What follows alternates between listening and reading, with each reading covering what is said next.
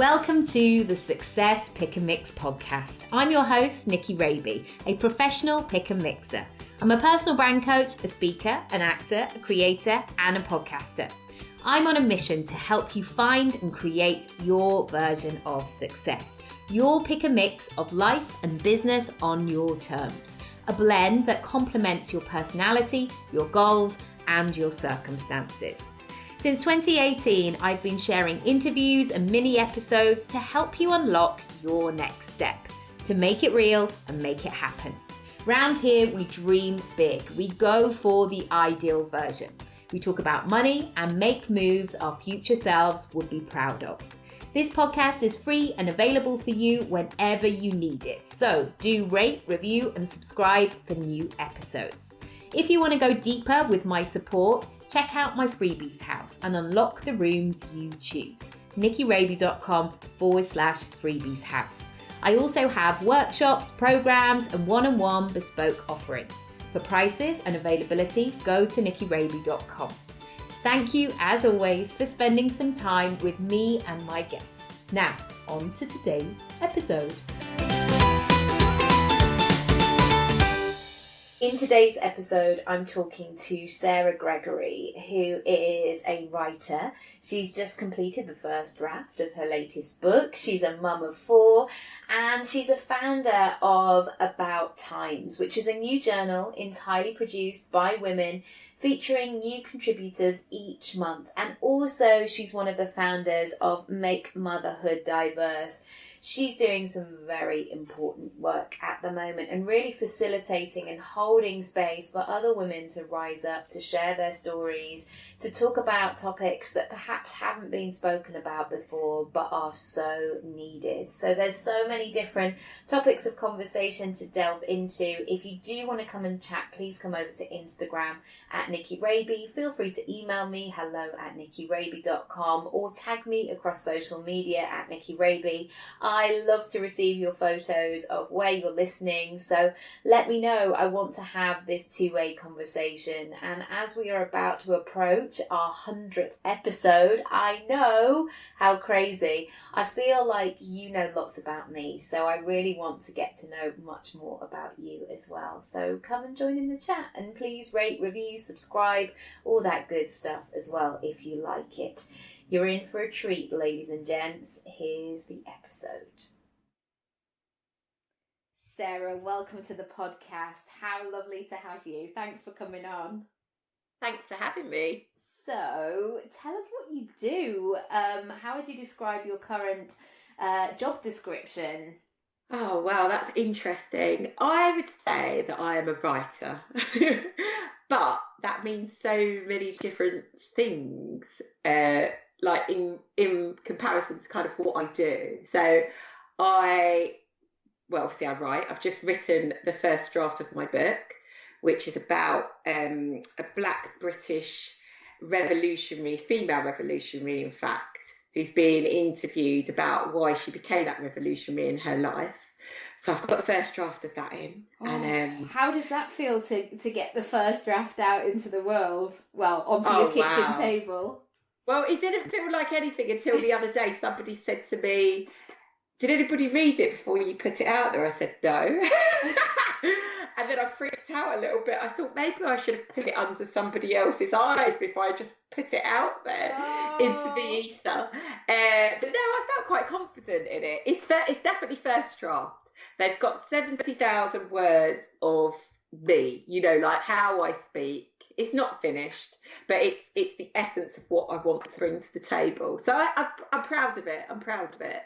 And the fact you've actually done it, like so many people say, "Oh, I'd like to write a book," but you've actually just got to then write it. Yeah, you do. And I am one of those people. I remember at uni saying I wanted to write a book. And then even when I have written books, but not this book.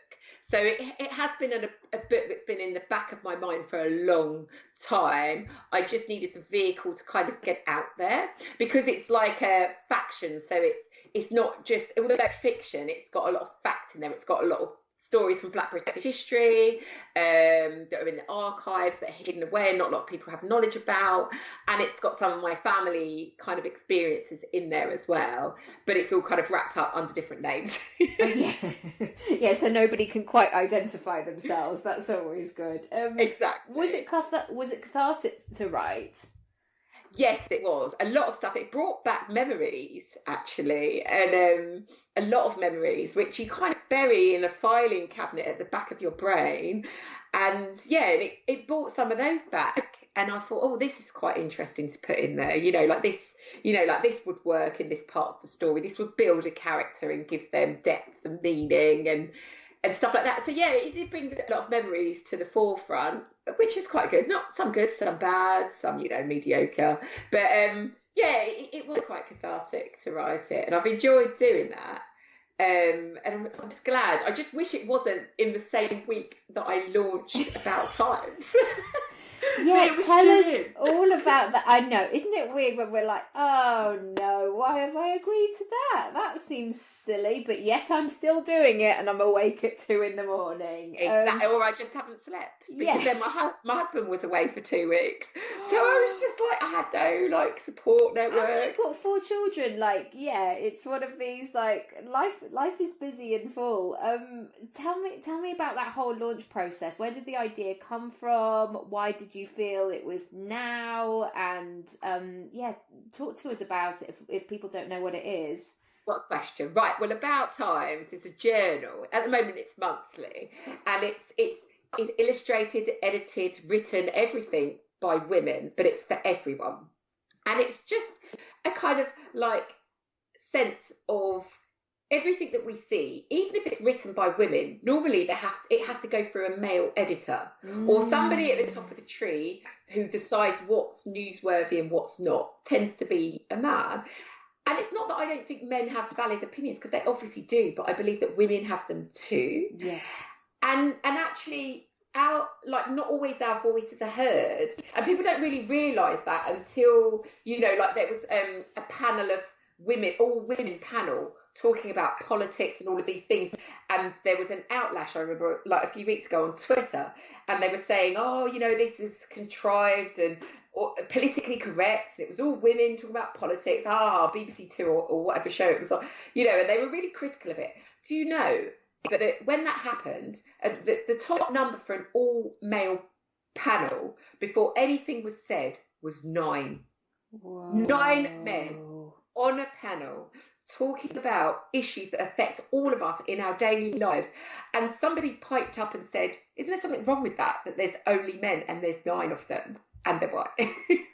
I mean, that's more than a 5-a-side football. That's just ridiculous. It is ridiculous. And I think it's just sign of the times that actually nobody picks up on it. Well, they did at that occasion, but 9... it takes to get to 9 men before somebody says, I think that there's a problem with that. And I think it's just because we see white men as the norm, whether we admit to it or not, just their lives, everything is organised around a white male, of a particular class kind of lifestyle, even those times we go to work, and all of those things. So everything's kind of judged on that. So sorry, I'm going totally off point. But so About Times is kind of it's about time we heard women's voices as well, and we decide what's newsworthy. And it's not that we're just going to talk about fashion or lifestyle or any of these things. Summer body ready.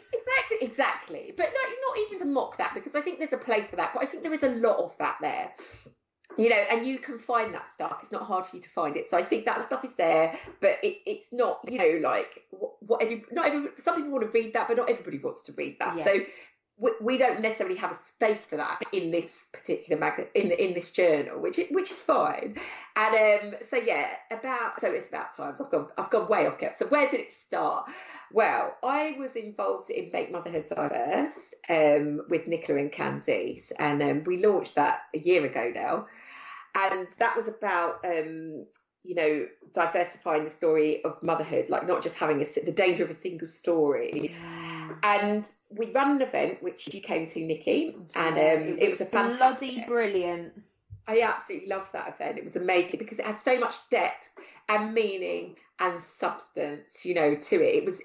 just everything for me, that coming together and listening to those stories and just everybody connecting afterwards and all of that. It's like, we're already done with the highs, you know, like, let's talk about your life story. Let's be deep and meaningful. Oh, and we all, like, it was so I watched the body language of all the people in the audience, and people were like getting closer and closer and closer, and like the chairs were slowly sort of moving, because I mean, I don't know how many people were in the room, 80 people, but it just felt like it was a couple of us, because everybody was so open and courageous and allowed themselves to be vulnerable in that state of actually saying what was going on and what was happening. Yeah, and I felt like it was a nice supported space as well. And I mean, I cried, I laughed, I experienced several different emotions in that hour that everybody spoke up on the panel. It was amazing. So I kind of, after that event, I think at the event actually, I'm not sure if you were still with me, but there was a lady who'd said, you know, it's all well and good doing these events, but if it's not picked up by the press or by influential Instagrammers, you know, like they're not in attendance, it doesn't get that kind of light shining on it, then where are you going to go? Because you're just preaching already just to the converted. And actually it inspired me to write a post. I think it was either the next day or the day after that. And along comes a comment from Sarah. And she, like I'd said, oh, you know, for me, it didn't really matter that the press weren't there, or, you know, they missed an opportunity to actually find what they're looking for. They're looking for substance. They're looking for authenticity. They're looking for all of these things. It's not fake. And it was actually there, but they missed that opportunity. And whoever wasn't there missed it too. And, you know, I'm sad for them because they missed a real experience, but that's fine. And so I wrote a post around that, and Sarah, who is my counterpart at the old Sarah Allen at the About Times, she wrote a comment saying, oh, you know, it should have been in the Independent, it should have been in the Guardian, it should have been in all these magazines and all of that. And she said all these, and it should have been picked up. And she came back about 5 minutes later. She said, screw that, forget what I just said. She said, we need more women's voices. We need our own thing. We need to decide what's important and what's relevant, and Make Motherhood Diverse needs its own column in that, because we decide. And I love how quickly she went from like, oh, to like, come on, let's do something. That is so me as well. I would, 5 minutes it took her. 5 minutes, and she was back. And I was like, I really want to do this. I think it's really valid, and I really believe in this. But I'm writing a book, and I'm doing Make Motherhood Diverse. I don't really have time. And then she was like, well, do you want to do this? Do you want to do this? I said, well, let's just put it out there. I'll definitely help you set it up. And then here we are. Months later, right, I think it was like 15 weeks later, we've launched the journal, the first journal, from when the we call for more women's voices came. We had hundreds of emails. We've had just support flying at us, just people who want to contribute, people who want to share, people who want to write something, people who want to edit, people who are sick of this, people who have just lost their job, you know, like anyone you could think of has contacted us, just in any which way possible. I mean, the lady who designed the website, what an amazing design, fantastic, Kirsty, from New Zealand, says, I think this is really important. Can I support you in any way? And just designed everything. And I just thought, well done you. You know, that's amazing. You've given us your time because you believe in this. Yes. You know, you are behind this. You know this is needed. And you want it to work, because that's the thing with Sarah and I. Like, we've now said this. And so I don't want to give somebody like a substandard. We don't want to produce something that's substandard now, because, you know, as with the whole representing thing, we're now representing this space because there's not much else like it. So we've got like that pressure on us as well. So we want to deliver something amazing. And I mean, the name is so apt, because it is absolutely like the time is now, and I see it more and more so. I did a post about it this week actually, about choosing a new space for me to do my coaching. And it felt like such a huge leap at the time to invest in, like, you know, an office space. And the number of times where I've looked around and I'm like, oh, I'm the only woman here. oh, I so need to be here, and this place needs me here as well, because otherwise it just becomes the same. It becomes the same story. I want to tell a lot of these men off because they're not saying please and thank you. They're doing business in a weird way. And I've always watched The Apprentice, but actually this year I've ditched it because I just feel like those stereotypes are so...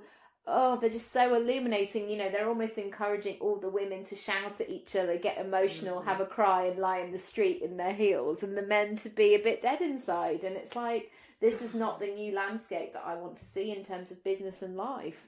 It's so formulaic, isn't it? And that's the thing, like, and that's part of that was in the first journal, actually. Sarah wrote a piece, and we've been talking about this a lot. Like if we had a blank canvas and we built it now, what would the blueprint look like? Ooh, yeah.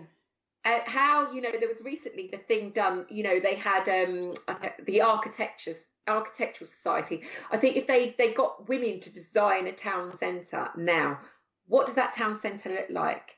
How does it suit everybody? So it's all of these things. It looks so different. What would our lives look like? Would we still be going for working 9 to 5, Monday to Friday? I mean, my sister, we just had a conversation because she, in her work, she actually has a half day on a Friday. And that makes so much difference to her working week, that she leaves work half day on a Friday, because it feels like she actually has a full weekend, because that letting go and all those things that you normally have to do on a Saturday morning, or the things you're trying to cram in on a Friday night, you actually have time to do. And so it, like, how do we design it? How do we get that balance between, like, if you have children, caring for your children, or caring for elderly relatives, and actually valuing that rather than seeing it as a burden? How would we bring creativity into our life? How would we explore, learning a new musical instrument, or learning something, or reading, or, exploring something that we've never done, or challenging ourselves, and bringing work into that? And how do those skills kind of interrelate? How do they feed into one another? I think she said, which always sits with me, she said in that piece, like, I learned negotiation skills from my toddler. And I took that into the workspace, and she was a top ranking civil servant, so she's dealing directly with ministers, and it's how do you negotiate that space? And you've learned it from your 2-year-old. That's amazing. And I've learned so much from my children, and I've taken it into a workspace. I've taken it into a voluntary space. I've had the luxury of being able to stay at home and spending time with my children, and going out to work if I want to, and doing a mishmash of both of those things. And so my life has been quite fluid in that way. So I have been able to kind of have that crossover, but I don't think people understand what that looks like, or how it could work with them, and like how you can have more meaningful lives. I think that's what we're all looking for, with more meaningful lives.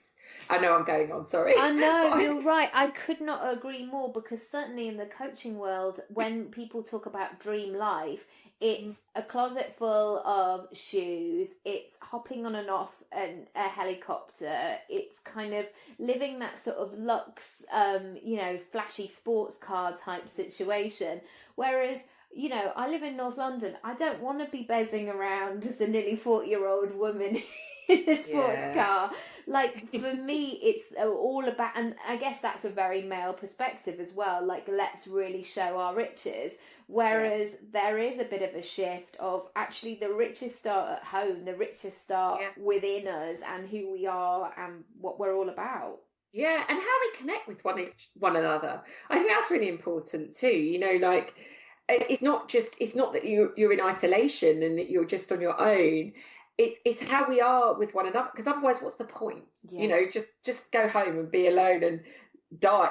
Like, it doesn't really have your microwave meal for one and be done with it, and live a sad life. Actually, we've got so much. Like, we all have so much to give, and some of us don't even recognise that potential. And so it is. I think I try to teach my children about having a meaningful life. It's not just about academia, it's not just about the grades, it's not just about that next exam, it's not about a flashy car, or have enough money, yes, to feed yourself and to have opportunity and to buy the things that you want to buy, but You know, that's not the be all and end all.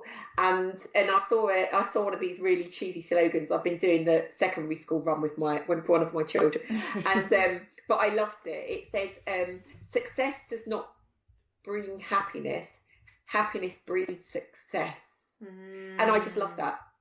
Because for me, I think that's it. You know, like you're never really successful. It doesn't matter what sports car you've got or what job you've got. You're never really that Are you happy? Like, and I'm not saying that, you know, like we have to strive for happiness every day, but are you fulfilled? Like, do you recognise the happiness within, or that good feeling within? Do you appreciate it? Are you grateful for it? Do you know what you have? You know, God, I love that. An acting teacher once said that to me, in terms of, because sometimes there's this temptation, like, get your validation when you get the job, or when you become famous, or when you get that yes from somebody. But actually, just make yourself feel good, and then you will do good. And it may not be this one, but it may be the next one. And you're left not feeling completely depleted and judged and rejected, whereas actually you're like, I'm good, next, and you just move on and kind of do all of that, really. What does your week look like? How do you manage to stay topped up and creative and mother and work across different projects? What's really helped you to be able to do that? I think one of the top things is meditation. Yeah.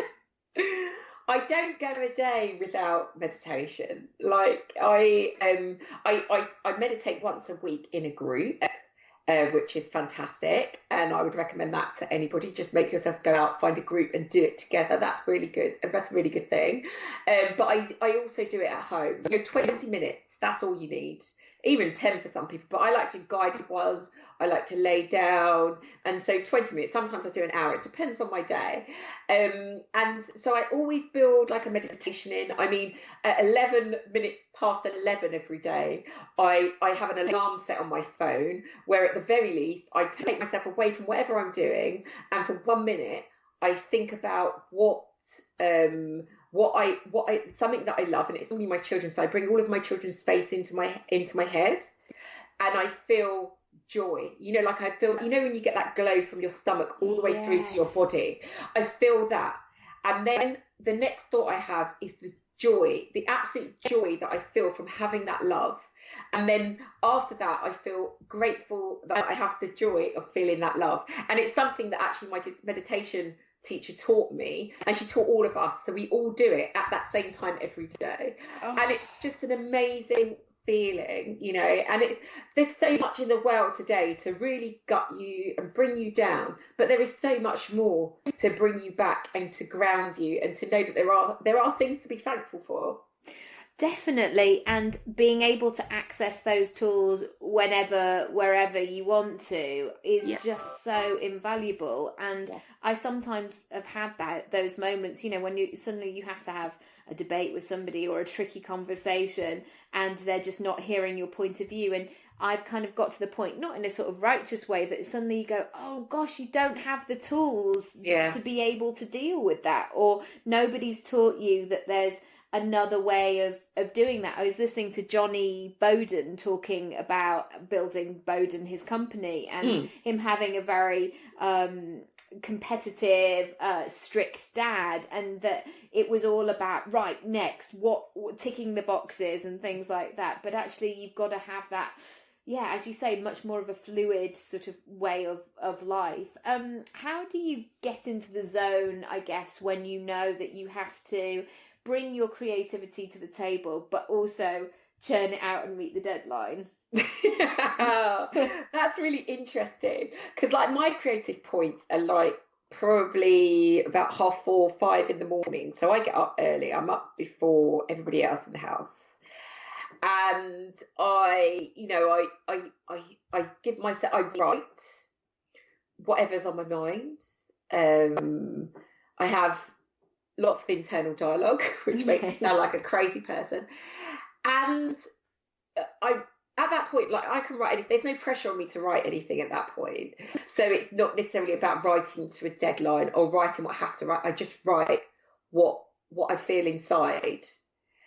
And then I'm then I obviously get the kids ready for school and I get them out the door, and then I come back, and that's when I kind of put the work stuff into mode and trying to get the deadlines, met and things like that. So I separate the creativity and the work at that point. I give myself time for creativity. I make time for that because I think that's really important.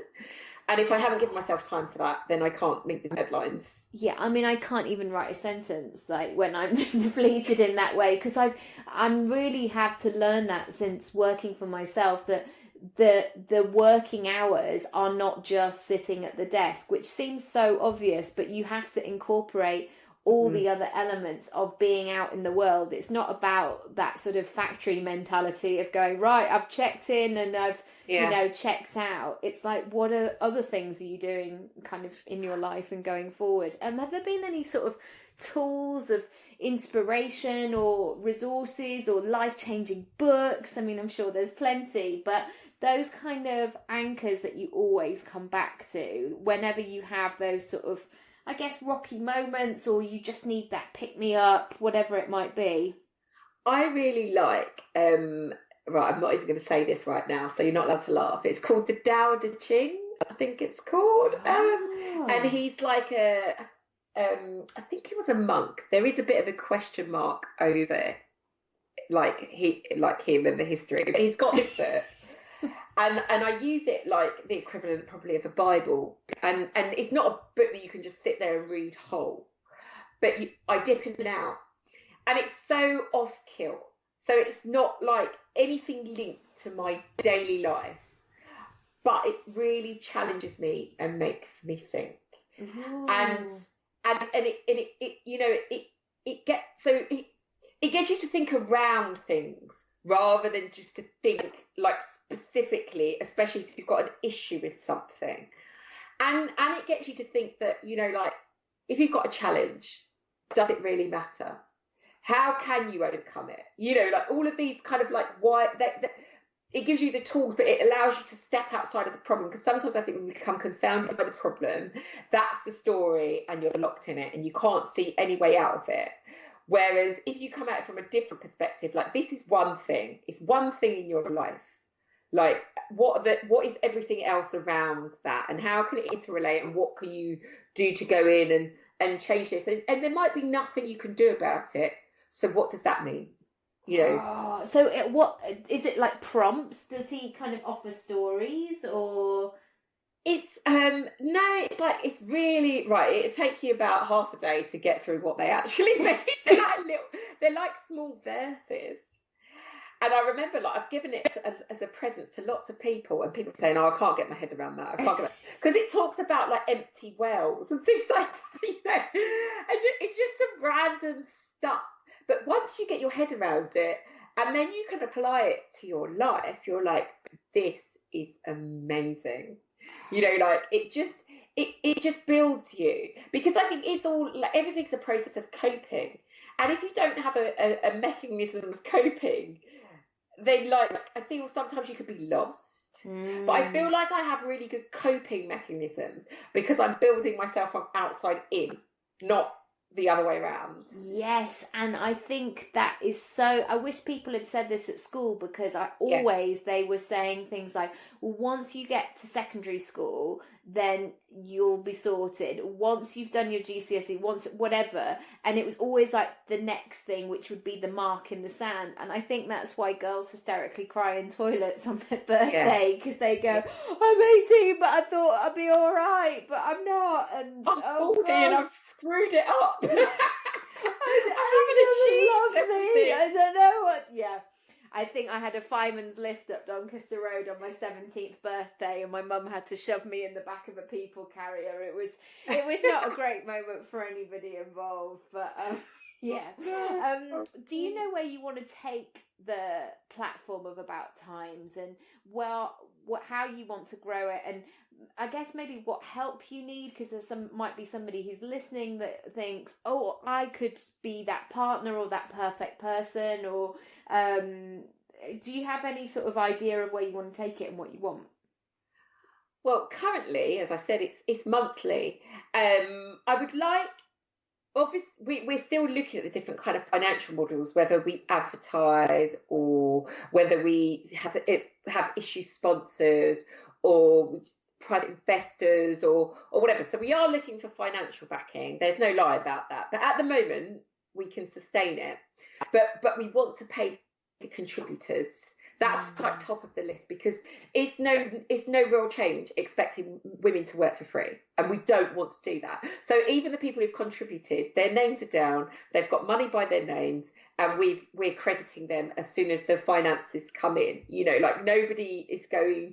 It's not free work. Yeah. So God, I love that, because you know what, and I will say this boldly, and if you're listening, it's not a dig, it's just that I want you to hear it. There are so many people that say they support women, but when it comes to payment, they will not budge, even though they've got big old budgets. So, yes, I'm so glad that you're doing that. I know. I just think it's so important, because nothing's going to change for anyone, and recognizing the value. And at the moment, monetary value is important. You know, so and that's what women need access to, and actually it can make a difference to their households as well. Yes. And their families' lives. So yeah, we want to pay people for their time and their effort and their contribution. Obviously, we want to showcase their work, but we do want to give them like the reward for it as well, in the monetary sense. So yeah, we are looking for financial support. I mean, at the minute, it's kind of issue by issue. So the next issue's out on the 9th of November. So my birthday. We're working. Ooh, well, I remember that now.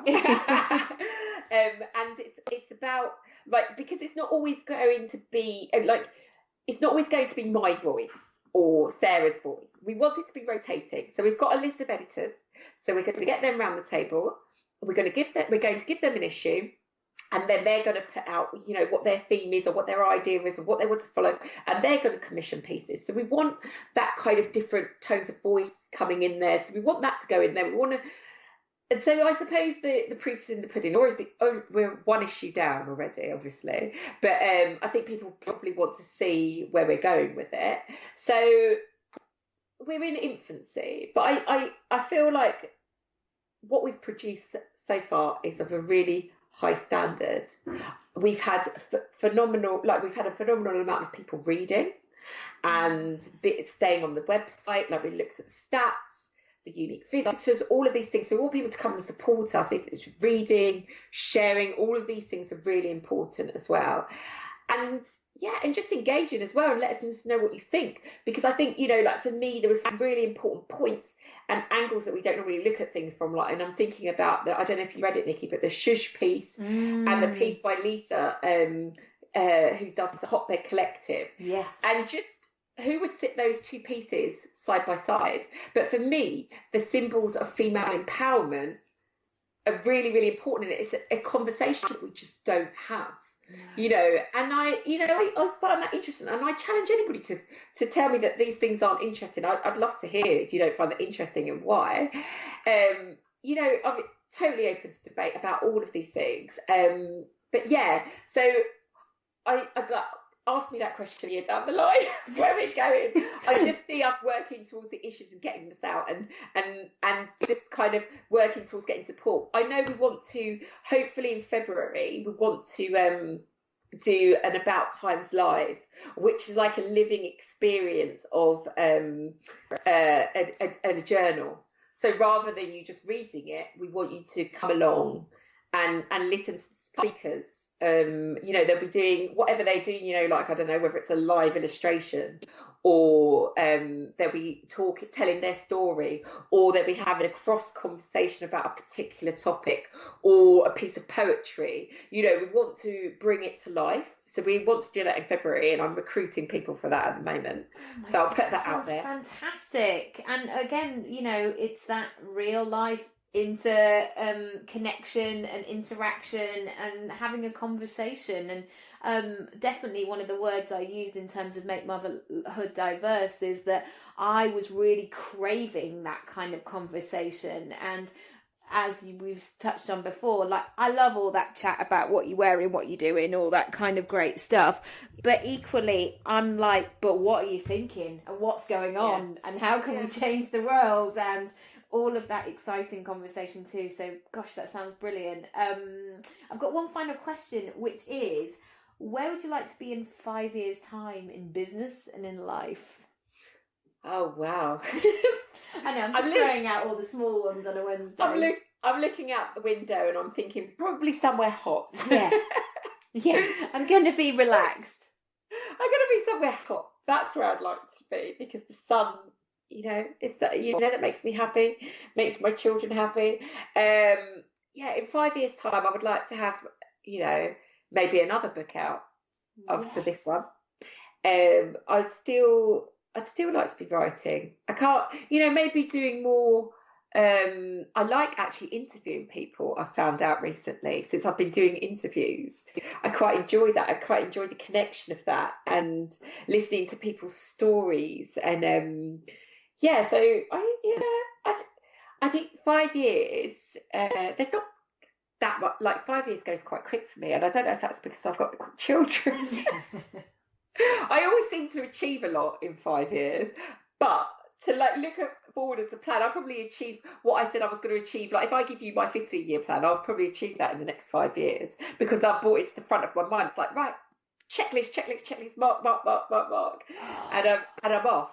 So, I heard a brilliant chat the other day about someone saying, if you're setting your money goal, you either need to double it or half the time it's going to take you, because actually you don't ever need as much time as you think you do, which I hadn't heard it in that way before. But I think sometimes the 5-year plan can be like, it still instills the panic of year 4 going, oh, I haven't done any of it. But you do it though, even if you start it in year 4. Yeah, exactly. Even if you don't sleep in year 4, yeah, for exactly, sure. Because what you set for yourself in 5 years, you can achieve. So, you probably achieve it in a year, because you just give yourself far too much time. Exactly. And look at Make Motherhood Diverse. I mean, that's just just accelerated so fast. Again, it feels like people want to talk about it, and isn't it exciting? It's amazing. It's amazing where that's gone. And who was and out of a thought and a conversation, and then 3 people thinking, right, well, let's do this. Let's just run with this hashtag and see where it goes. Look where it is now. Exactly. And that is such a that is such an inspiration for other people who are maybe thinking like, oh, I've kind of got this thing, but I'm not sure, or I haven't got all of the bits. That sometimes you just have to start running with the baton, and somebody will hopefully take it off you, and you'll move quicker. It's like when you're trying to, when you used to have to do relays at school, where if you're starting off and there's some gormless one at the second base, you're like, come on, kid, you're going to have to hold your hand out, because I'm coming for you whether you like it or not. Get going. If people want to find out more about you and the brilliant stuff that you're doing, where should they come? Oh, well, for About Times, obviously we've got the About Times on Instagram, but we've got our website, and I don't want to give you the wrong one, so I'm going to look it up. Well, even if you give me the wrong one, I'll put the right one in the show notes. So no pressure. Right. No pressure, because I should know this, but it's I'm clicking on the link now. It's no, I might have to just fudge it. It's www.about. What would you say? Is it a dash? Yes. Is it? No, it's a hyphen. Sorry, a hyphen. I should know this. Times.com, and that's the website, and you'll find our first journal on there, and the second one's coming out on the 9th of November. And for me, I'm on Instagram. I'm Gregory, and that's because About Times is obviously, it's going to be everybody's voice, although I'm editing it at the moment. But if you want to find me and what I've got to think about, then I'm Gregory on Instagram. And that's just, I'm not selling anything. I'm just chatting on there at the moment, like anything that kind of comes to mind about parenting, politics, social justice, any identity. So yeah, if you want to come and chat with me on there, you're more than welcome. Well, I love all the conversation starters that you have. So, and you are somebody that I look forward to in my feed. So, thank you so much for everything you have to say. And I've loved chatting. So, yeah, go and check it out, everybody. And thank you so much, Sarah. It's been brilliant. Thanks, Nikki.